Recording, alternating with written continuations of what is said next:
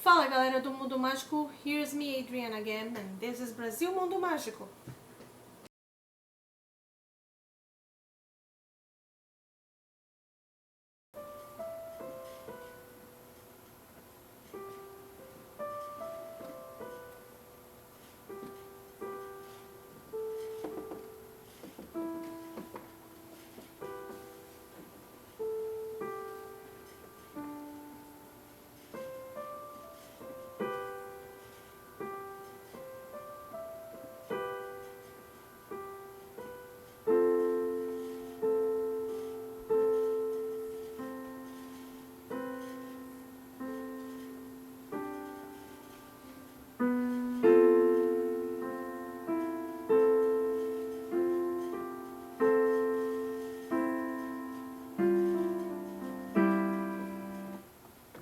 So it has been a long time, but I just want to make sure that I have solid material to share with you guys before shooting a new video.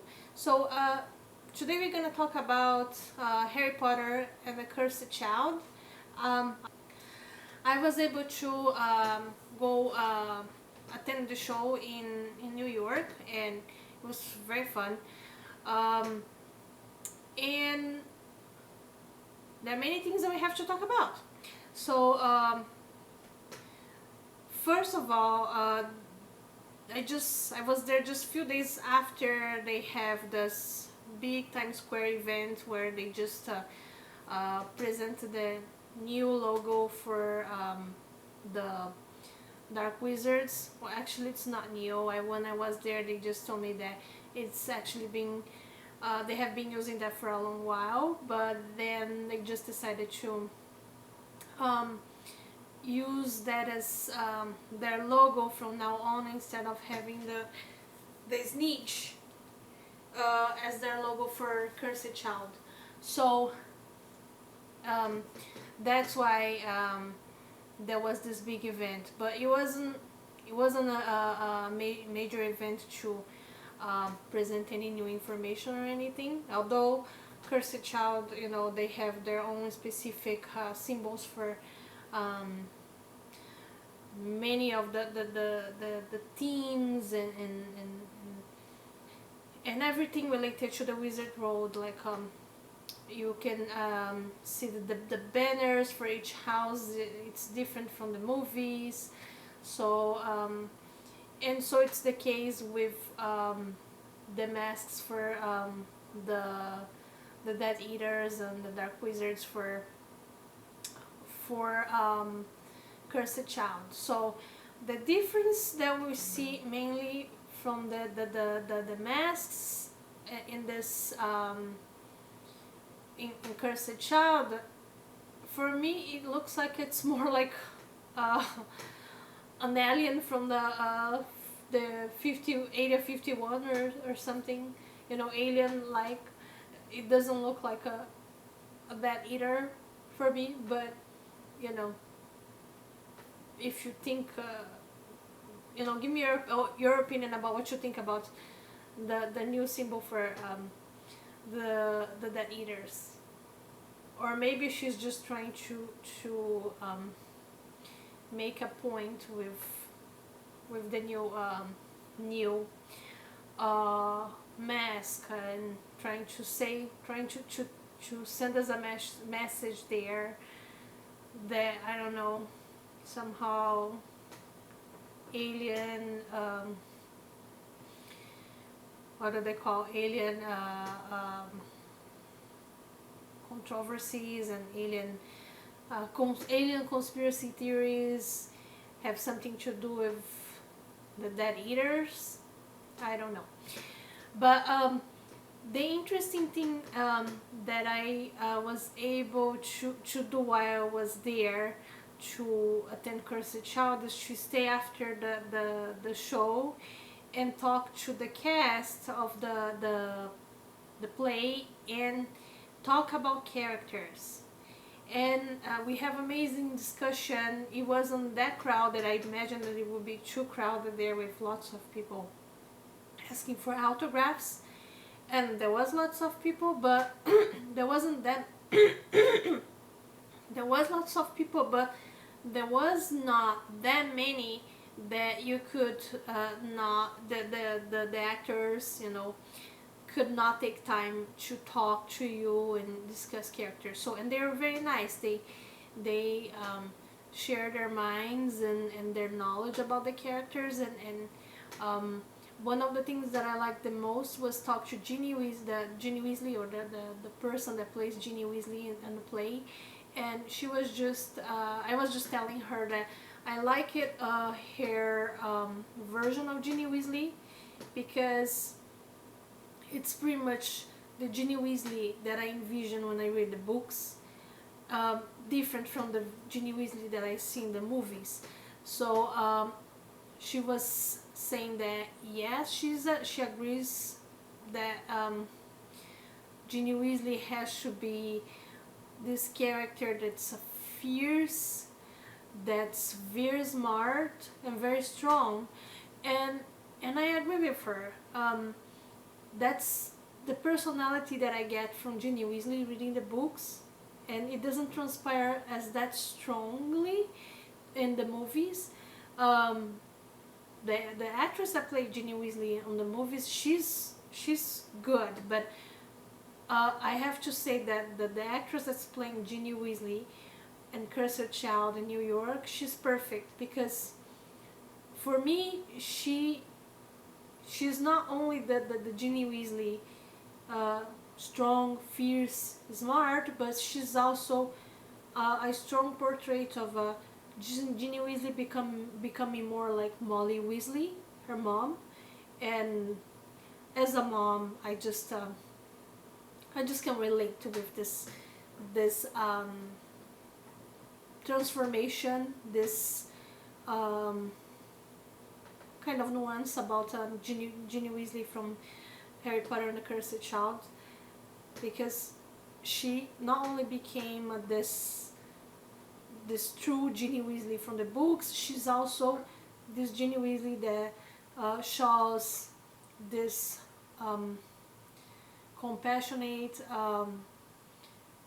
personality as Molly Weasley would have. She's strong, but she's full of love, and she's wise in what she does. So it was very I love it being there and talking to the cast of Cursed Child after the play, and they were amazing cast, and they're very nice, down to earth people, and so I love it being there and having this discussion. But few things about Cursed Child though. I like the play. I like the special effects of Cursed Child. It was amazing. It was, you know, over the top. But two things that I felt that have to be improved on the play is, one, I know it's Broadway, so it has to have some dancing aspect to it, but I feel that most of the, not all of them, but most of the dancing, you know, in between the scenes was kind of out of the place. It didn't make this seamless connection between one scene and another.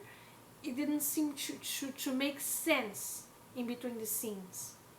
One or a few of them, I gotta say, yeah, it was right on the spot. But most of the dancing in between the scenes, I don't know if I missed something, but, and I try to be very sharp in catching up details, but I felt that it was kind of out of place. It didn't make a good transition and connection in between the scene and the dancing and the next scene.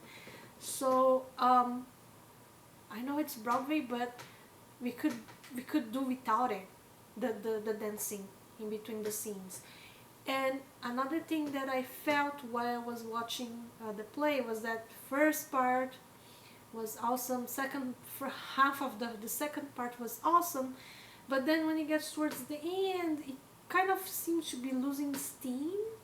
You know, the play and the special effects they are not um, as prominent and towards the end as they are in the beginning. So I think because you get so hyped up of this building up and all these special effects going on throughout the play, that when towards the end, it kind of like you expect to see these visual effects happening, something extraordinary happening towards the end.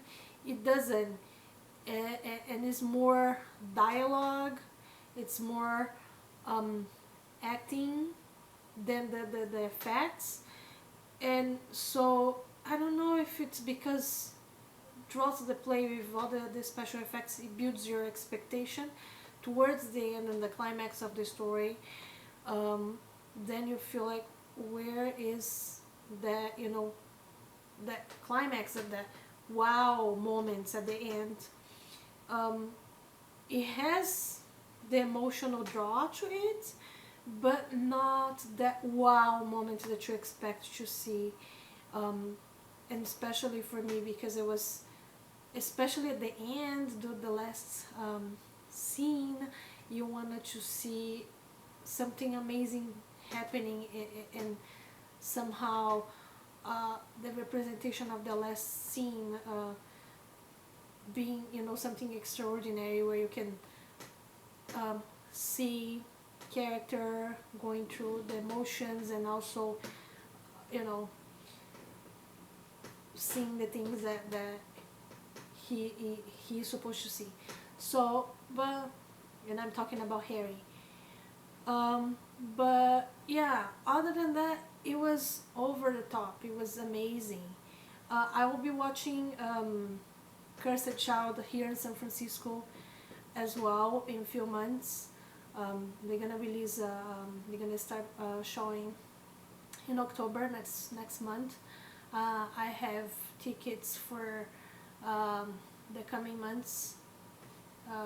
Not in October, but probably in February, around February, and I'll be watching that as well, and I'll be reviewing this for this channel. But we'll see if because that's the first time that I watched the play, so we'll see if it was just this specific show in New York, or if it's general. It's standard. They do the same show. If the show is exactly the same everywhere, and if this specific point on the building up and kind of missing the point towards the end, missing this wow moment towards the end, if it's standard in all the places here in Europe and Australia and all the places that they're showing. I don't know, it might be just the play in New York, but we'll see after I watch it, the show in San Francisco. We'll see if there's any difference. Yeah, and for today, that's all that we're gonna talk about. It's about Cursed Child. Despite what I said, it's an awesome, really, really great play. You should go, and if you have the opportunity, you should go and watch it, because it was just really over the head. It was like, whoa, many things that I didn't expect seeing, that I didn't even know that it was possible. They make it happen in a theatrical setting. I thought it was like something impossible to happen, and they make it happen. And I have watched it. I used to be a theater student when I was in high school, so I watched many plays. Just the same week, like last week, I watched other Broadway plays as well. Harry Potter and the Cursed Child is up there. It's really, really great. So you should go and watch it. But have this in mind. It's I do not know if it was just me that built up these expectations with the ending of the story, that I thought, well, that's gonna be the best of the part of the play, and when I watch it, it's not that it was bad, but it wasn't the a high, you know, a highlight of the show. There was other things that were more interesting. And watch out for Moaning Myrtle. It was the best character on the whole play. I love it. Loved her. And I wasn't the only one. Everybody else, after the show was over, were commenting and saying Moaning Myrtle was right on the spot. She was perfect. The actress that played Moaning Myrtle, she was perfect for that specific part. And it was so perfect. It was hilarious. It was, you know, exactly Moaning Myrtle. So go there, go watch the play. And for today, that's all. And ciao, ciao.